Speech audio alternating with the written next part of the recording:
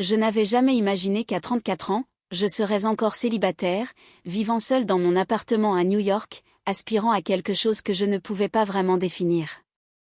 Le succès était venu tôt dans ma vie, une carrière stable, une maison confortable et une vie que beaucoup envieraient.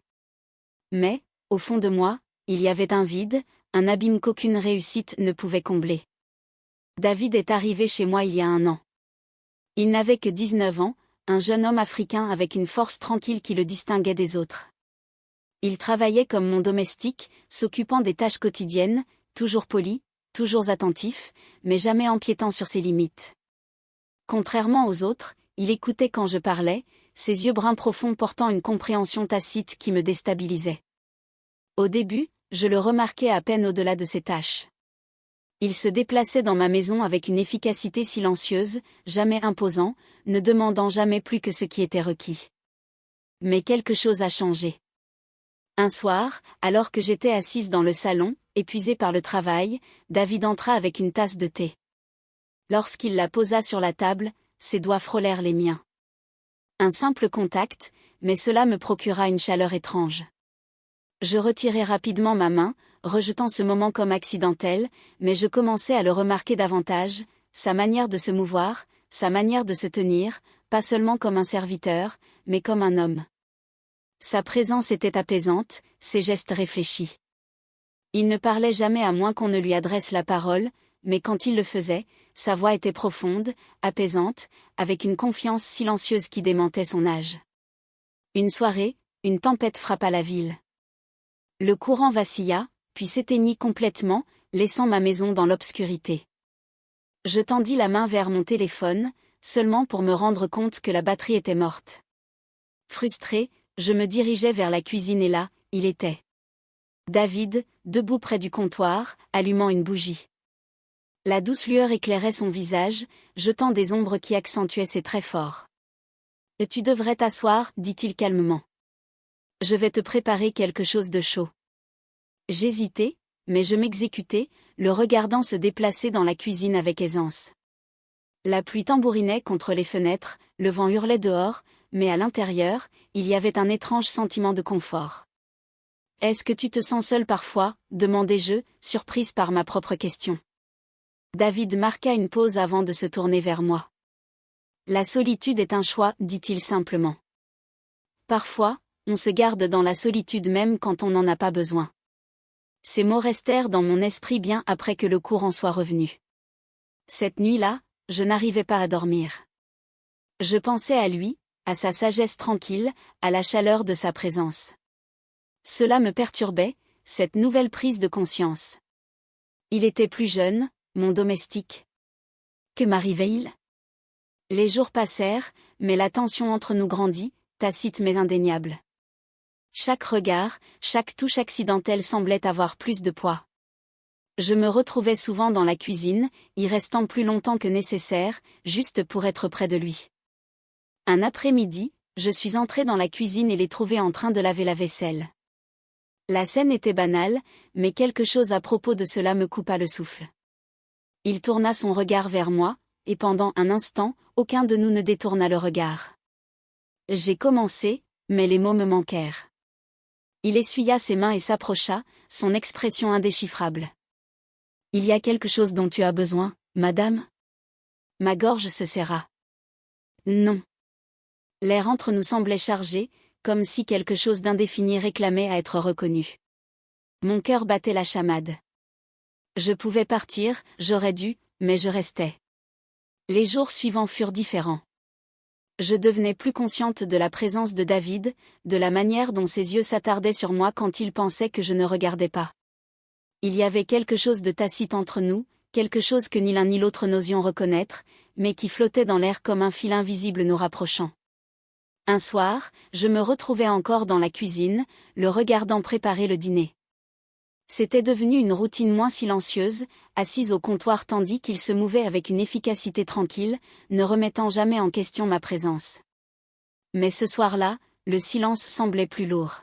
« Tu me regardes toujours comme ça, dit-il sans se retourner. » Je clignai des yeux, prise au dépourvu.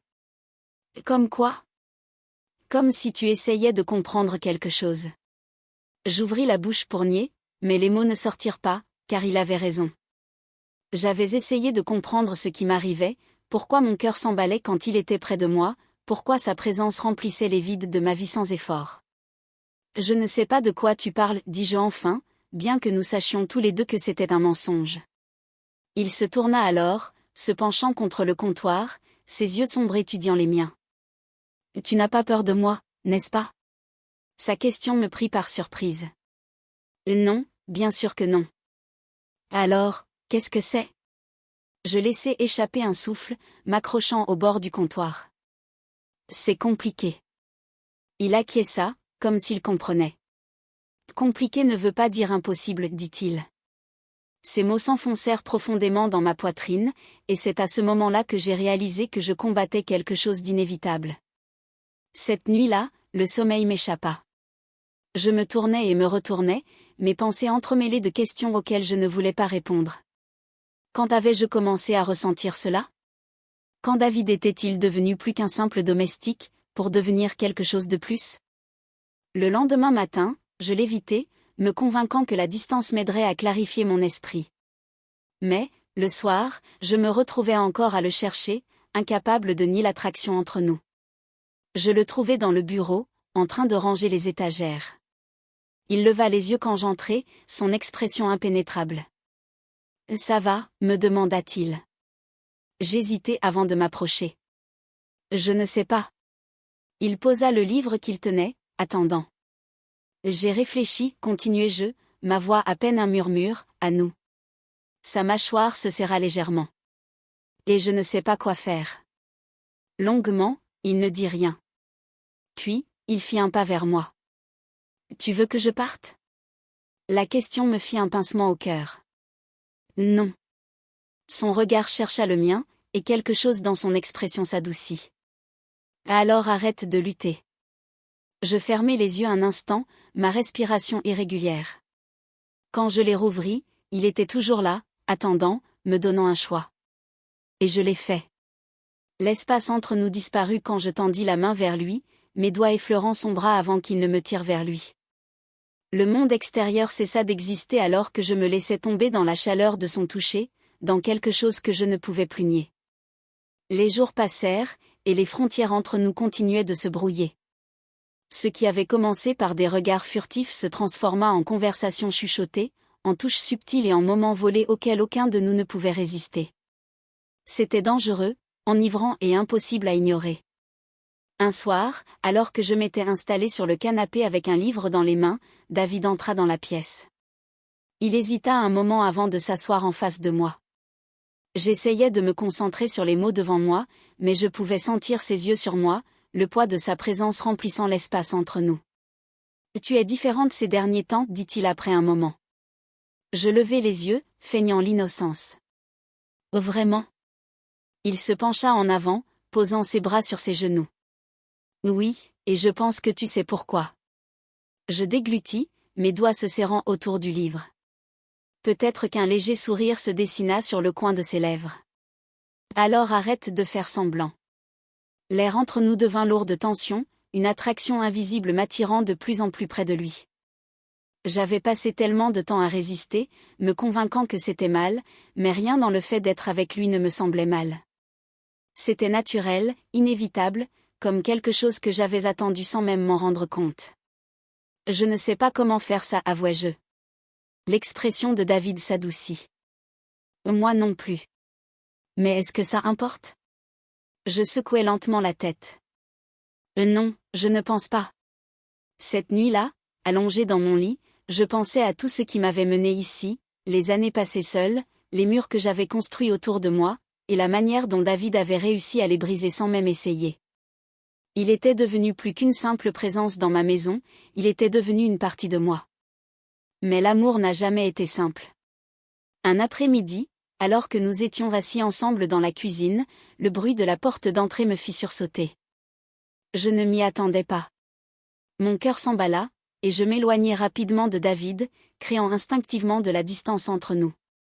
Une voix familière s'éleva. C'était mon amie Lisa. David se redressa, son expression impassible, tandis que Lisa entrait dans la pièce, ses yeux passant de l'un à l'autre, un regard complice traversant son visage. J'espère que je ne dérange pas, dit-elle d'un ton léger, bien que son intonation suggère le contraire. Je forçai un sourire. Bien sûr que non. Lisa m'étudia un instant avant de tourner son attention vers David. Je ne savais pas que tu avais une telle compagnie. Quelque chose dans sa voix me serra l'estomac. David soutint son regard sans fléchir. Je travaille ici. Lisa haussa un sourcil. Là, juste travailler? Je pouvais sentir la suspicion dans son ton, la façon dont elle assemblait les pièces du puzzle. Elle me connaissait depuis des années, elle savait quand quelque chose n'allait pas. Après un échange maladroit, elle partit, mais les dégâts étaient déjà faits. Je pouvais le voir dans l'expression de David, la façon dont sa mâchoire se contractait, comme s'il devenait soudainement distant. Elle sait, dit-il après un long silence. Je hochai lentement la tête. Elle suspecte. David expira bruyamment, se frottant la nuque. Et quand tout le monde le saura? La question resta suspendue dans l'air, lourde et inévitable. Nous avions vécu dans notre propre monde, nous convainquant que rien d'autre n'avait d'importance, mais la réalité frappait à la porte, s'imposant. Je tendis la main, la serrant fermement. Je m'en fiche.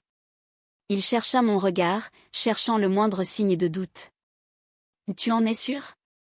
Je hochai la tête. Oui, parce que pour la première fois depuis longtemps, je n'avais pas peur. Les rumeurs commencèrent à se répandre plus vite que je ne l'avais anticipé. La visite de Lisa avait été l'étincelle qui avait enflammé le feu. Cela commença par de petits changements subtils, des gens hésitant à me parler, évitant le contact visuel, puis les remarques directes. Je les entendais à l'épicerie, au travail, même de la part de connaissances distantes qui n'avaient pas à discuter de ma vie. J'avais toujours cru être assez forte pour supporter le jugement, mais son poids m'écrasait d'une manière à laquelle je ne m'attendais pas. Les regards de mes voisins, les murmures dès que j'entrais dans une pièce, les conseils non sollicités de gens qui pensaient comprendre ma situation. Tout cela commença à m'étouffer. David, cependant, resta implacable. Il ne vacillait pas, ne tressaillait pas face aux regards ou aux insinuations. Si quelque chose, il se comportait avec plus de confiance, comme s'il défiait le monde de remettre en question nos choix. Un soir, je le trouvai assis sur le balcon, fixant les lumières de la ville. Je m'assis à côté de lui, expirant lentement. Ils ne vont pas arrêter de parler, dis-je doucement. Il ne me regarda pas, laisse-les. Je me tournai vers lui. Ce n'est pas aussi simple que ça. David finit par croiser mon regard, son expression impénétrable. Alors, que veux-tu que je fasse? Partir? Faire comme si rien ne s'était passé? La pensée me poignarda le cœur. Non. Alors, arrête d'écouter ces gens. Sa voix était ferme, assurée. Tu m'as dit que tu te fichais de ce que les gens pensaient. Est-ce que ça a changé? J'hésitais, non pas parce que je doutais de mes sentiments pour lui, mais parce que la réalité de notre situation était plus compliquée que ce que je m'étais permis de croire. L'amour n'était pas juste une question de ce que nous ressentions, c'était aussi une question du monde dans lequel nous vivions, des attentes qui pesaient sur nous. Je ne regrette rien, avouai-je, mais j'ai peur. David tendit la main vers moi, son étreinte chaude et rassurante. Moi aussi. Mais la peur ne signifie pas qu'on s'arrête. Je serrai sa main, me centrant sur la certitude de son toucher. Les semaines suivantes nous mirent à l'épreuve d'une façon à laquelle je ne m'attendais pas. Mes amis s'éloignèrent, mon cercle social se réduisit, et je me retrouvais à me demander si l'amour valait les sacrifices que je faisais. La réponse restait toujours la même, oui. Mais l'amour seul ne suffisait pas à nous protéger des conséquences. Un après-midi, je reçus un appel de mon employeur. La conversation fut brève, polie, mais le message était clair. Ma réputation était ternie, et bien qu'il ne me renvoie pas directement, il me suggérait fortement de prendre du recul pendant un moment. C'était une manière professionnelle de dire que mes choix avaient des conséquences au-delà de ma vie personnelle. Je raccrochai le téléphone, mes mains tremblantes. Lorsque David me trouva, j'étais assise par terre dans ma chambre, fixant le vide. « Que s'est-il passé » demanda-t-il, l'inquiétude gravée sur son visage. Je levai les yeux vers lui, la gorge serrée. Ils veulent que je démissionne. Son expression s'assombrit. À cause de nous? Je hochai la tête. Une tempête grondait dans ses yeux, mais il ne dit rien pendant un long moment. Lorsqu'il parla enfin, sa voix était calme. Alors, je partirai. Mon cœur se serra.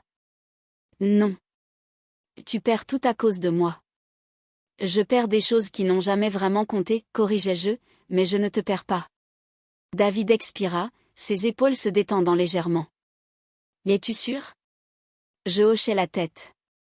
Oui, parce qu'à la fin, l'amour ne consistait pas à plaire au monde, ce n'était pas une question de se conformer à un modèle que la société avait créé. L'amour, c'était une question de choix, de se battre pour quelque chose même lorsque le monde se dressait contre toi.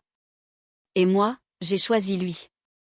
J'ai perdu des amis, mon travail, ma vieille vie, mais, en contrepartie, j'ai gagné quelque chose de bien plus précieux, le genre d'amour qui défie les attentes, celui qui ne se construit pas sur la convenance, mais sur quelque chose de réel.